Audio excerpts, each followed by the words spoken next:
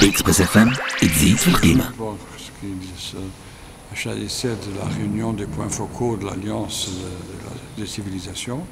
Et j'ai profité par l'intermède de M. l'ambassadeur du Portugal d'avoir des contacts au niveau bilatéral.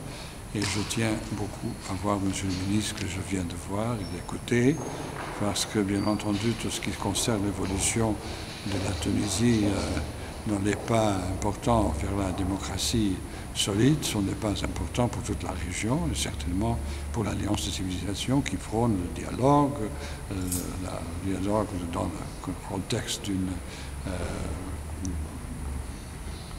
culture multidiversité, des libertés fondamentaux, des échanges au niveau culturel qui sont décisifs.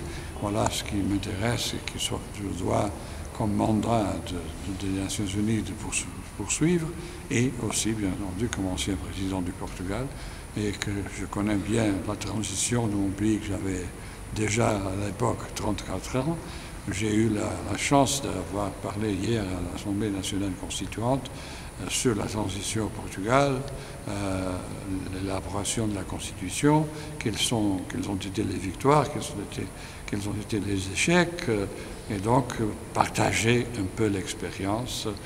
C'est de ça qu'il s'agit, de trouver des moyens de coopération, pas d'imposition, ce n'est pas mon style, ce n'est pas ma responsabilité, mais on va appeler à la coopération, au dialogue interculturel et aussi quelle est la place de la religion dans tout cela, qui est un dossier complexe. Ce que je peux vous assurer, c'est que du côté Alliance des civilisations, oui, c'est évident que le fait qu'on a fait la réunion des points focaux ici à Tunis signifie non seulement un appui au processus qui est en cours et la disponibilité de l'Alliance et de ses moyens au service de cette transition qui est en cours dans toute la région.